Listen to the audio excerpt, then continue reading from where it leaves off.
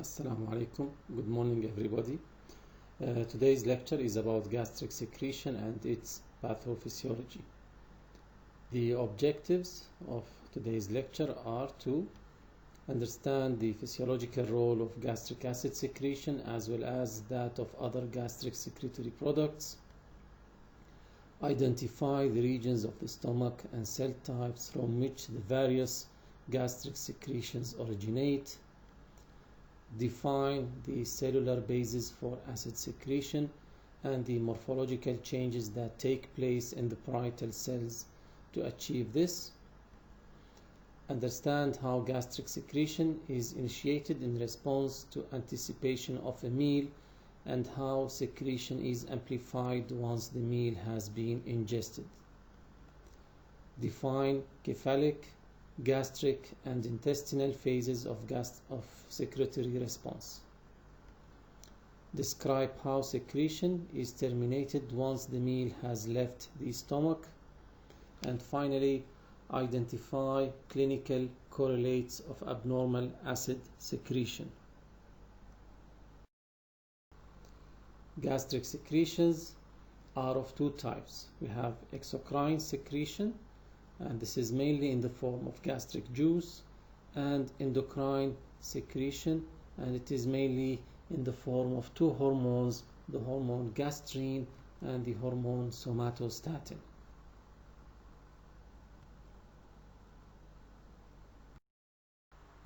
The gastric juice or the exocrine secretion of the stomach is about 2 to 3 liters per day. So the stomach produces about 2 to 3 liters of gastric juice or exocrine secretion per day, and it has a pH of less than 2. In addition to water and ions, it contains hydrochloric acid, which is one of the main and very important components of the gastric juice. It is secreted from specialized cells called parietal cells that are present in the gastric glands, as we'll see later.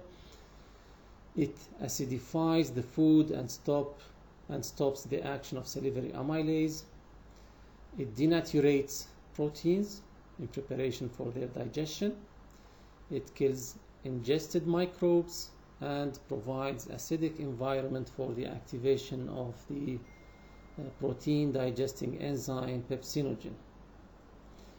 The other component of the gastric juice is mucus. It is secreted from two types of cells, the surface mucus cells that line the stomach and the mucous neck cells that are present in the neck of the gastric glands. It prevents mechanical injury to the stomach by lubricating the contents. It prevents chemical injury by acting as a barrier that is very rich in bicarbonate, and this barrier is present between the stomach wall and the corrosive gastric juice that is present in the lumen of the stomach. Another important component of the gastric juice is pepsinogen. It is an inactive proenzyme secreted from another type of cells present in the gastric glands. We call them the chief cells. It is activated to pepsin by HCl or hydrochloric acid and also by pepsin itself. When pepsin becomes active, it will help in the activation of more pepsinogen molecules.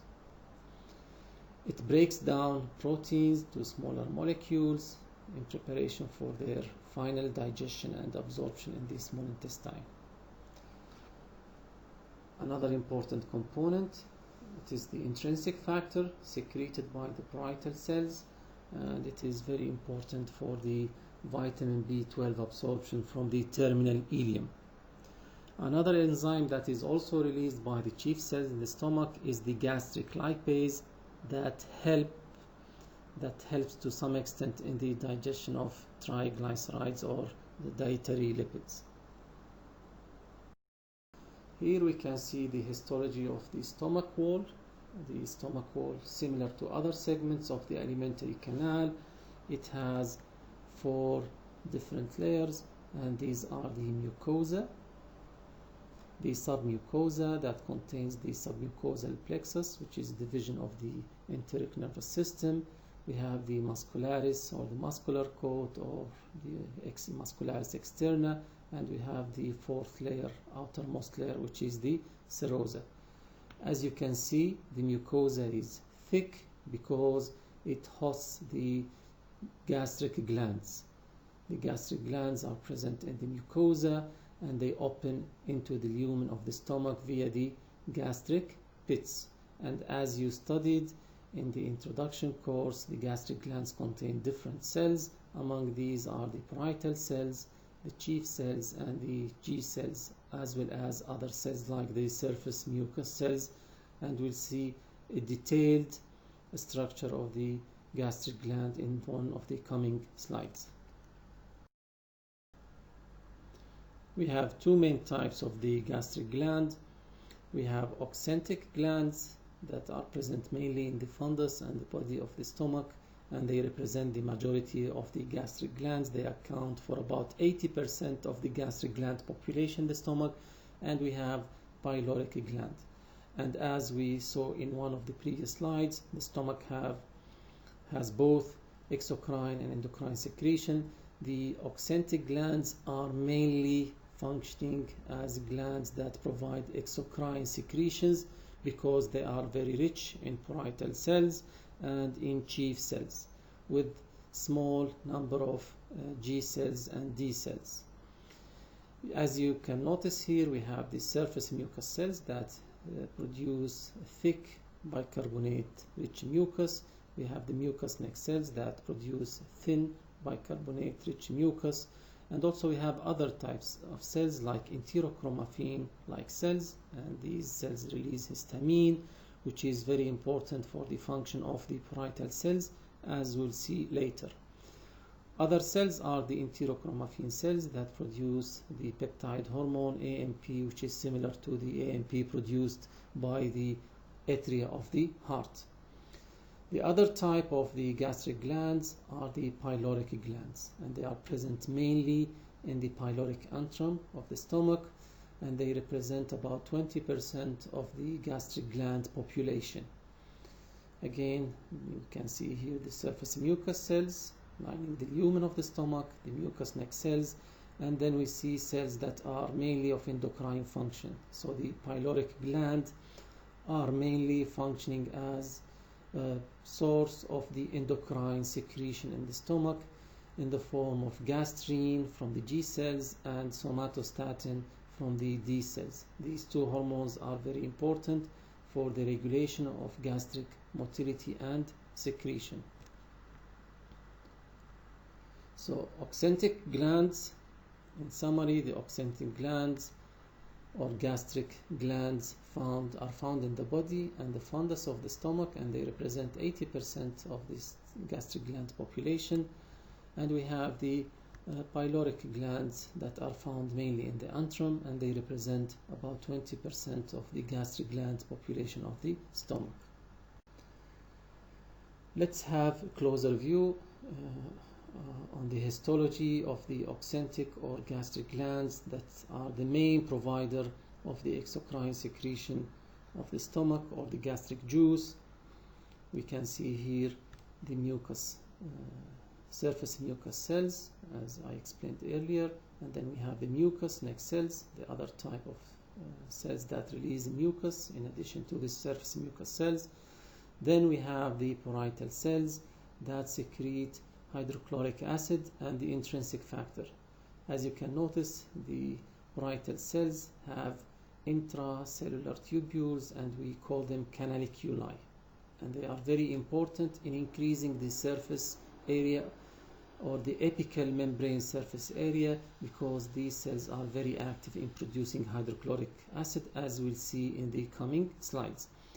Next to them, or deep into the gastric gland, we can see the chief cells that produce the two enzymes, pepsinogen, which is inactive, and it will be activated as it will reach or as it reaches the gastric lumen, and the enzyme gastric lipase that is important for the digestion of lipids. Another type of cells are the enteroendocrine cells, and these are in the form of G cells, as we see here in this illustration, and also we can add the D cells that produce somatostatin. We should not forget another type of cells, which are the stem cells, and usually they are present in this area, and they are the cells that provide all other types of cells. So the stem cells are present near the gastric pit, and they divide and push new cells toward the surface, and also new cells of different types towards the depth of the gland. So the oxyntic or gastric glands or acid-producing glands contain different types of cells. The exocrine cells, and we said they are mainly having an exocrine function with some endocrine function. The exocrine cells that secrete their products into the stomach lumen. First, the mucous neck cells produce and secrete thin bicarbonate-rich mucus. Parietal or oxyntic cells or acidic cells, they produce and secrete hydrochloric acid, HCl, and the intrinsic factor. Chief or peptic cells, they produce and secrete the enzymes pepsinogen, which is protease, and the gastric lipase. The secretions of the mucus cells, the parietal cells, and the chief cells from the gastric form the gastric juice, which totals about 2 to 3 liters per day, as I mentioned earlier.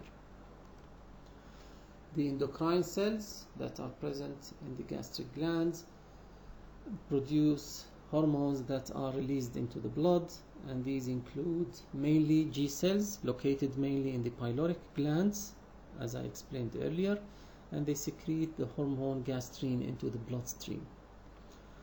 Another type of enteroendocrine cells are the D cells located mainly in the pyloric glands, and they secrete the hormone somatostatin.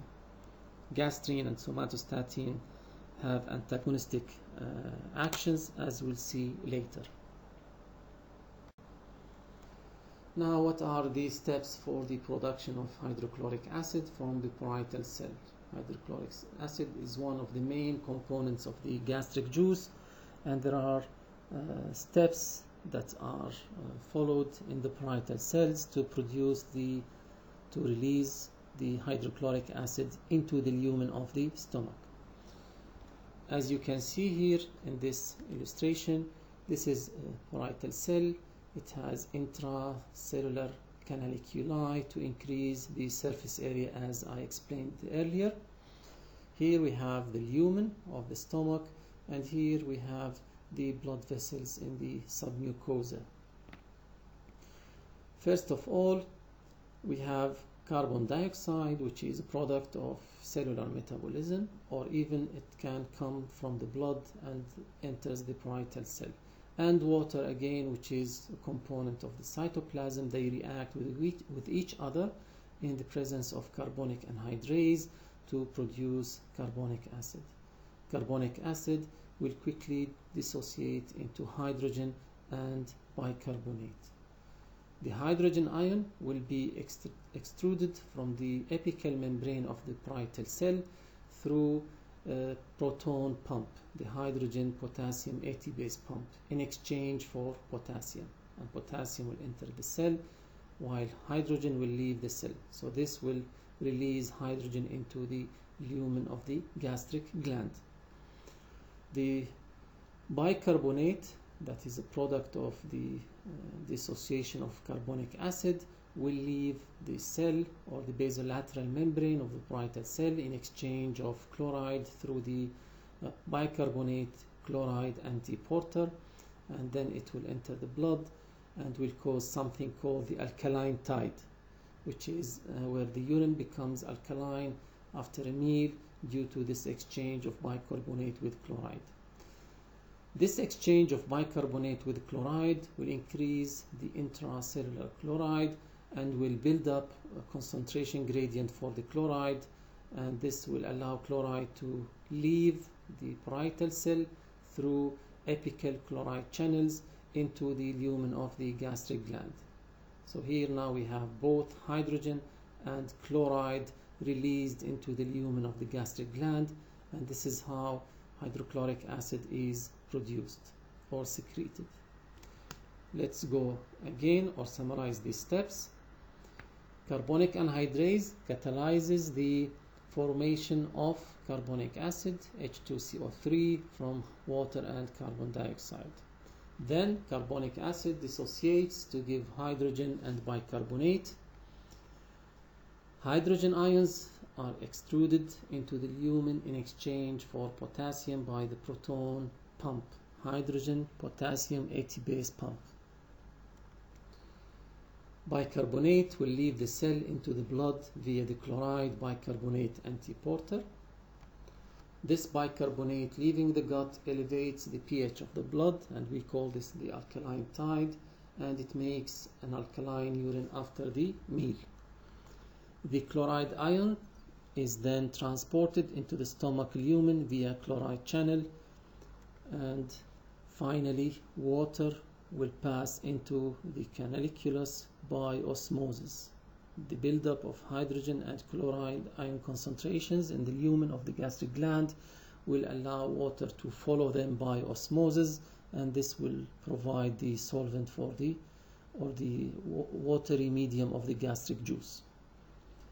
This process of secretion of hydrochloric acid will provide a solution that contains about 150 or to 160 milliequivalent of hydrochloric acid and 15 milliequivalent of potassium chloride, in addition to water that follows by osmosis. I want to drag your attention that potassium, which is exchanged with hydrogen at the apical membrane using the proton pump, will leak again into the canaliculus to the lumen of the gastric gland to be recycled again and again through the proton pump.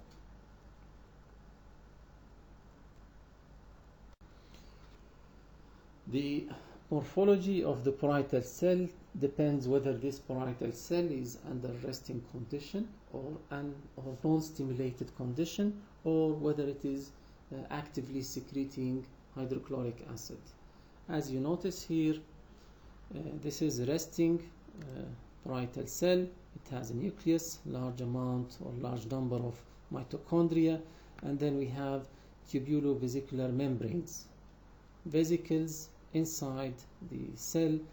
Their membrane is very rich in proton pumps or hydrogen potassium ATPase pump, and these vesicles are present inside the cytoplasm. And as you see also, we have intracellular canaliculi, several intracellular canaliculi. So this parietal cell is resting or non-secreting. We can see elaborate system of intracellular membranes and large number of mitochondria. The active cell is different from the resting cell. As you can see here, now we have more clear intracellular canaliculi, and the tubulovesicular membranes, most of them had fused with the intracellular canaliculi to provide large number of proton pumps that will be actively involved in the secretion of hydrochloric acid. Again, you can see large number of mitochondria, which indicates that these cells are very active in terms of metabolism. The apical membrane is massively amplified by the fusion of the tubulovesicles and the secretory canaliculi. To have a clearer view, let's see this slide. Here we can see a simplified drawing showing the difference between the resting and secreting parietal cells.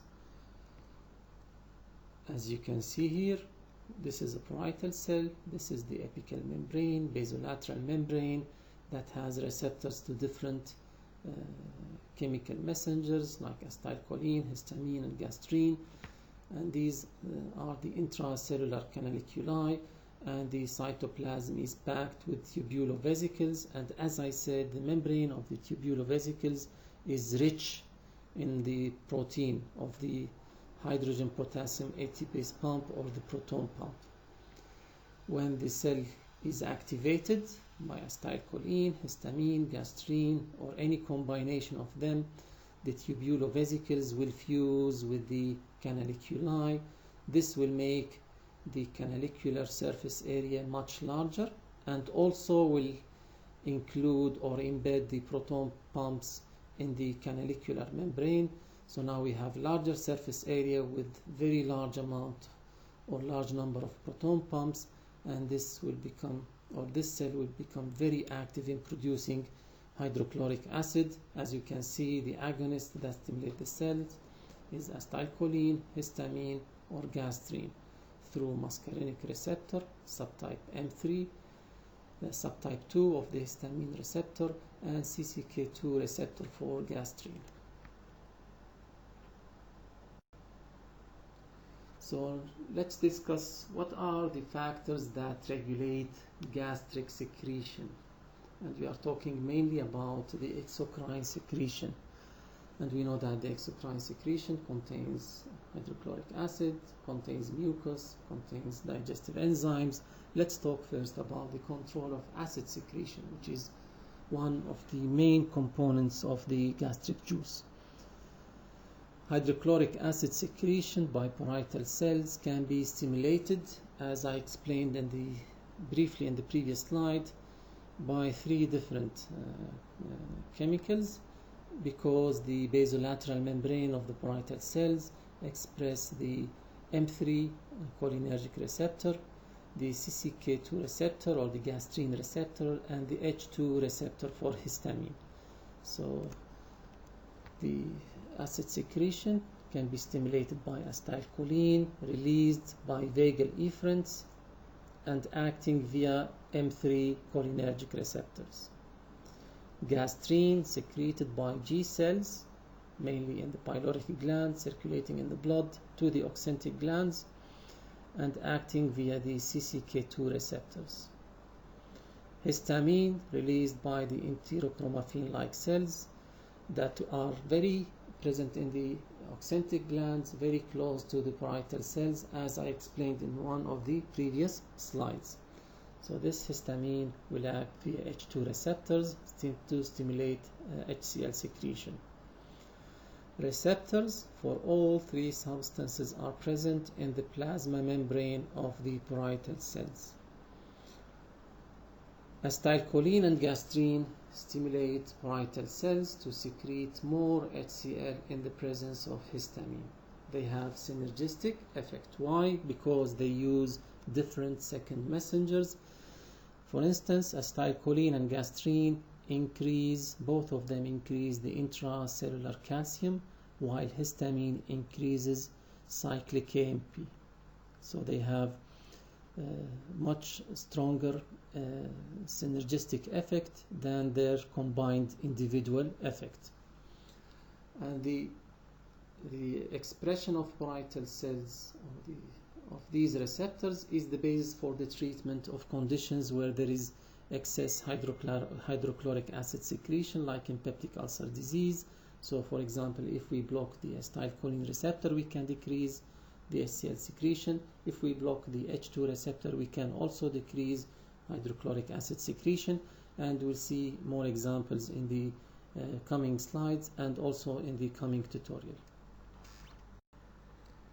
Now let's see how these three mediators are released and how do they interact to affect the parietal cells to secrete hydrochloric acid.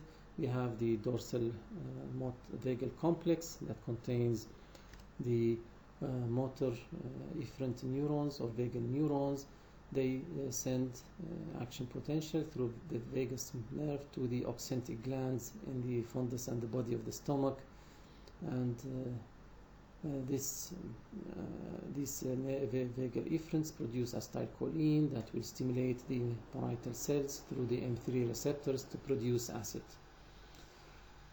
Additionally, the stretching the wall of the stomach by the food bolus will be sensed by enteric sensory neurons that will cause activation of the parietal cells through local reflexes or local enteric neurons that release again acetylcholine at the parietal cells, and this will stimulate acid secretion. Also, the enteric neurons synapse with vagal afferents and take the message back to the nucleus tractus solitarius and then to the dorsal vagal complex, and this will lead to more efferent impulses to the parietal cells, and this is a vagovagal reflex. So acid secretion can be mediated by local enteric reflexes and also long central vagovagal reflexes. Moreover, efferents in the vagus nerve or vagal efferents can also innervate the G cells, and they release the gastrin releasing peptide. This will stimulate the G cells to produce gastrin. Gastrin will circulate in the bloodstream. It will reach the parietal cells. It will act there on CCK2 cells to stimulate acid secretion. Here we can see a more detailed interaction between the different components. Here we have, as I said, we have the parietal cells. They have also nearby D cells. In the fundus, we are talking about the oxyntic glands. Both of them receive acetylcholine releasing vagal efferents. The acetylcholine released at the parietal cells will stimulate HCl production. Vagal efferents innervating the antrum or the pyloric antrum or the glands in the pyloric antrum will release gastrin releasing peptide. This will stimulate gastrin release from the G cells. Gastrin in the bloodstream will go to the fundus. It will stimulate the enterochromaffin-like cells to release histamine. Histamine will act on the parietal cells via the H2 receptors. Moreover, gastrin can directly stimulate the parietal cells because they express the CCK2 receptor on their basolateral membrane. Again, there are pieces of evidence that suggest the action of gastrin on the chief cells to stimulate pepsinogen release. Also, vagal efferents innervating the chief cells can also stimulate protein release.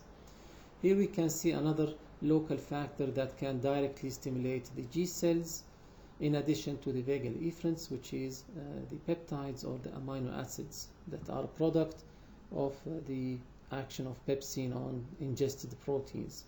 Both can stimulate directly the G cells to produce gastrin. We have another thing, which is hydrogen ion concentration in the antrum can directly stimulate, or low pH can stimulate the vagal afferents and also the D cells in the antrum glands to release somatostatin. Somatostatin will inhibit the G cells in the antrum and also in the fundus, and this will inhibit gastric secretion. In the previous two slides, we discussed the factors that stimulate acid secretion. What about the factors that inhibit acid secretion? The factors that inhibit acid secretion are secretin, which is a hormone secreted from the duodenum in response to low pH or low pH of chyme that is delivered to the duodenum. Also, acid secretion is inhibited by cholecystokinin hormone or CCK hormone secreted from the duodenum in response to fatty acids present in the duodenal chyme. Another factor that inhibits gastric secretion is a gastric lumen pH of less than 3. This will indirectly inhibit acid secretion by stimulating D cells to release somatostatin, as we saw in the previous slide. So here we have both a summary of both factors that stimulate and inhibit gastric secretion, where gastrin stimulates the gastric secretion and cholecystokinin and secretin inhibit the gastric secretion. Pepsinogen secretion, which is another component of the gastric juice, is stimulated by acetylcholine released from vagal efferents that innervate the chief cells, and acid, which indirectly stimulates the chief cells to release pepsinogen via local enteric reflexes or local reflex arcs. On the other hand, the gastrin secretion is under the control of gastrin releasing peptide, which is released from the vagal efferents innervating the G cells, and this will lead to the stimulation of the G cells to release gastrin. Gastrin secretion is inhibited by somatostatin that is released from the D cells in the pyloric glands. The mucus secretion is under control of acetylcholine, which stimulates mucus secretion, and vagal efferents are the source of this acetylcholine, while acid directly stimulates the surface mucus cells to release bicarbonate-rich viscid mucus to protect the mucosa. Another chemical or mediator that stimulates mucus secretion are the prostaglandins. Prostaglandins are produced by all nucleated cells, so the stomach contains endogenous prostaglandin, and this endogenous prostaglandin, which is produced from arachidonic acid in the phospholipid bilayer of the cell membrane, is very important in stimulating mucus secretion. Drugs that stop or inhibit prostaglandin secretion, like the non-steroidal anti-inflammatory drugs and aspirin as an example, will reduce mucus secretion because they will inhibit the production of prostaglandins, and we'll see this as one of the factors that can cause gastritis, gastric erosions, and peptic ulcer in the tutorial, inshallah. Now, what are the phases of gastric secretion? Gastric secretion is divided into phases based on the origin of the stimulus that triggers the gastric secretion. So we have the cephalic phase. The stimulus originates in the brain or the CNS. We have the gastric phase. It is stimulated by local nervous secretory reflexes, by vagal reflexes, and by gastrin histamine stimulation. And we have the intestinal phase that originates from the small intestine, mainly the duodenum, and it has both neural and hormonal mechanisms. So we have three phases named according to where the stimuli originate. The cephalic or cephalic phase accounts for 40% of the total acid secretion. It involves the CNS. Smelling, chewing, swallowing, or thinking of food will lead to impulses that will travel via the vagus nerve to the parietal cells and the G cells to release acetylcholine and gastrin releasing peptide respectively, and this effect is mediated by, as I said, acetylcholine and gastrin releasing peptide. Gastric phase, it accounts for 50% of the total acid secretion, and it is mediated by stimulation of chemo and mechanoreceptors in the wall of the stomach. So the gastric distension stimulates mechanoreceptors, short local enteric reflexes and long vagovagal reflexes will stimulate the parietal cells and the G cells. Again, acetylcholine and gastrin releasing peptides as mediators. Partially digested proteins will directly stimulate the G cells, causing gastrin secretion, and this in turn will increase acid secretion.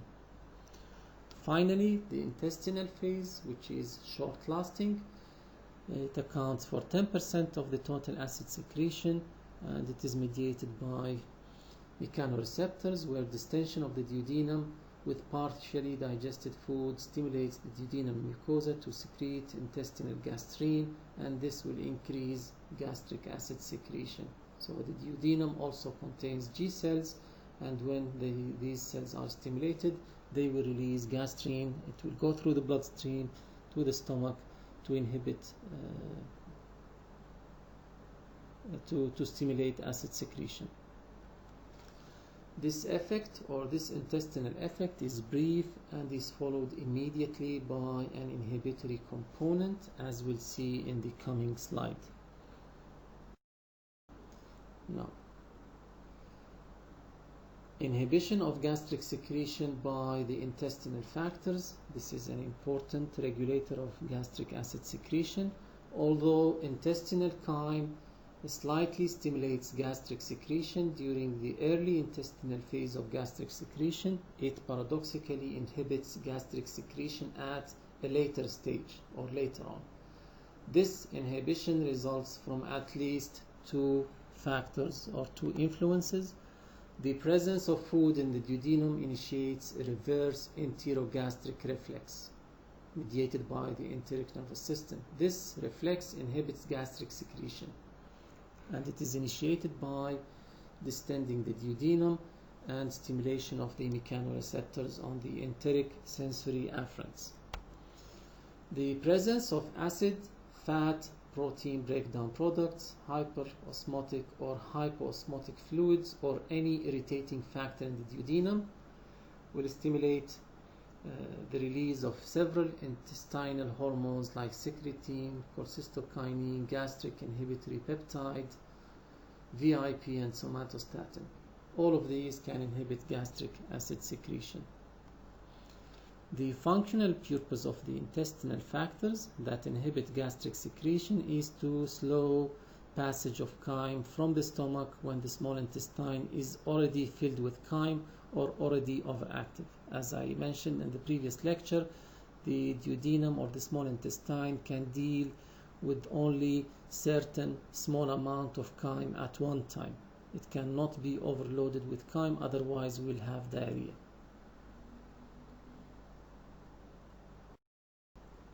Here we see a summary of the stimulating or stimulatory events and inhibitory events that affect gastric secretion. We have stimulatory events, we have the cephalic phase, gastric phase, and the intestinal phase. So seeing, smelling, or thinking of food can lead to nerve impulses through the vagus to stimulate gastric acid secretion. In the stomach, either distension or chemicals can stimulate the gastric secretion. And again, in the small intestine, we have the presence of partially digested food can cause the release of enteric gastrin, or through local enterogastric reflexes can stimulate gastric secretion. On the other side here, we can see the inhibitory events. Loss of appetite, depression can all lead to the loss of the cephalic phase or inhibition of the cephalic phase of gastric secretion. In the stomach, excessive acidity, which is very low pH, will inhibit G cells, and this will lead to low gastrin release and eventually low acid secretion. Again, we have another component, which is emotional stress. This will lead to sympathetic nervous system activation, and this will inhibit or override the parasympathetic effect through the release of norepinephrine. Other inhibitory events that arise from the intestine or the small intestine, distension of the small intestine with chyme that is rich in fatty acids, acidic component, hypertonic, hypotonic, or irritants will inhibit acid secretion through local enterogastric reflexes.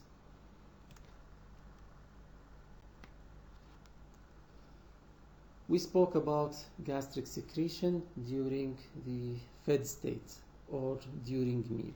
Now, what about gastric secretion during the fasting state or the interdigestive period? What are the main components, or what is the volume of gastric juice, and what are the main components of gastric juice during the interdigestive period? The secretion of acid is important only during the digestion of food. So during the interdigestive period, we don't need HCl and digestive enzymes. Excess acid can damage the gastric and duodenal mucosae, and this can lead to peptic ulcers. The inhibition of gastric secretion is physiologically important during the interdigestive period. If the buffering capacity of protein in food is exceeded, or if the stomach is empty, the pH of the gastric lumen will fall below 3. This will stimulate the D cells in the pyloric glands to release somatostatin. Somatostatin will inhibit the release of gastrin, and this will lead to decrease in acid secretion. Therefore, during the interdigestive period, the stomach releases few milliliters of non-oxyntic, non-acidic gastric juice that contains mainly mucus, very little amount of pepsinogen, and almost no acid. So no acid in the gastric juice or the small amount of gastric juice that is released during the interdigestive period. Now the question, what keeps pepsin from digesting the protein in the stomach cells along with the food? Pepsin is secreted in an inactive form called pepsinogen. It cannot digest the proteins and the chief cells that produce it.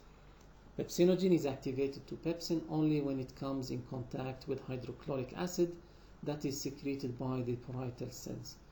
Also, as I said previously, pepsinogen can be activated by already activated pepsin molecules. The stomach epithelial cells are protected from gastric juice that contain the active pepsin in the lumen by 1 to 3 millimeter thick layer of alkaline mucus, which is very rich in bicarbonate, and this mucus is secreted by the surface mucus cells and mucus neck cells. Now let's discuss some pathophysiological conditions that are a result of abnormal gastric secretions. One of them is peptic ulcer that we'll discuss in one of the tutorials. It is subdivided into gastric and duodenal ulcer disease, may not share identical pathogenic mechanisms as we'll discuss in the tutorial, inshallah. The ulcer disease starts with erosions through the lining epithelium that may ultimately lead to bleeding from the mucosal blood vessels. There are two major exogenous causes of both gastric and duodenal ulcers. First, the ingestion of non-steroidal anti-inflammatory drugs, or the gastric colonization with a gram-negative spirally shaped bacterium known as Helicobacter pylori. As I said, that non-steroidal anti-inflammatory drugs will decrease the production of prostaglandins, and this will lead to less production of mucus. So now the mucosa is exposed to the erosive effect of hydrochloric acid and pepsin present in the gastric juice. Gastric acid secretion may be abnormally high in ulcer disease patients, both during the interdigestive phase and when maximally stimulated during a meal. So some people, they have an overproduction of the gastric juice, and this will be more offensive against the gastric mucosa. Failure in the mucosal defense mechanism seems to be the underlying pathogenic defect, and we'll discuss that defense mechanism in the tutorial, inshallah. The other pathophysiology that is associated with abnormal gastric juice secretion is the condition called gastrinoma. From the name, it is a tumor that produces gastrin or gastrine releasing tumor. It is a rare disease affecting gastric secretory function, also known as Zollinger-Ellison syndrome. An endocrine tumor, usually extragastric. I said in one of the previous slides that duodenum contains G cells, also the pancreas contains G cells. So usually the gastrinoma is due to a tumor or G cell tumor, but these tumors are present outside the stomach or extragastric, mainly pancreas or duodenum, whose cells secrete large amounts of gastrine in unregulated fashion. High rates of gastric acid secretion will be the result, both at rest and in response to a meal. Duodenal injury will result, particularly because of the unremitting load of acid and pepsin from the stomach will overwhelm the segment's defensive mechanism. So the large amount of acid and pepsin that will be delivered to the duodenum is beyond the defensive ability or capacity of the duodenal mucosa. This allows pepsin to remain active for a longer period and to degrade the duodenal epithelial cells, which are not specialized to withstand acid peptic damage. If the primary tumor can be found in these patients, usually surgery is the curative option. However, other patients must be managed symptomatically if the tumor cannot be found, and this is done mostly by using proton pump inhibitors that will inhibit HCl secretion from the parietal cells. These proton pump inhibitors will inhibit the hydrogen potassium ATPase pump in the apical borders of the parietal cells in the in the oxyntic glands. The third condition that is characterized by hyposecretion of hydrochloric acid is called atrophic gastritis. It is a chronic inflammation of the gastric mucosa with injury and destruction of epithelial cell lineage due to infection, for example with H. pylori, which is chronic long-lasting infection that will lead to the atrophy of the gastric mucosa, including the gastric glands. Another cause of the atrophic gastritis is autonomic or autoimmune condition called pernicious anemia, where antibodies directed against the parietal cells or the intrinsic factor will attack the parietal cells and reduce the parietal cell mass and also destruct the chief cells to some extent. The disease is progressive and clinical manifestations may not occur until parietal cell mass have been decreased irreversibly below a critical number. In this disease, acid secretion by the stomach is markedly reduced both at baseline and after meals, and in advanced cases is completely absent. So patients with advanced atrophic gastritis, they have almost zero secretion of hydrochloric acid. And this very low or zero level hydrochloric acid will cause loss of the regulatory feedback, where the levels of gastrin in the bloodstream will rise sharply in a trial to stimulate the degraded or lost parietal cells, and this sharp rise in gastrin may reach levels similar to the levels of gastrin seen in gastrinoma. Here are the references that were used in this lecture. Thank you very much.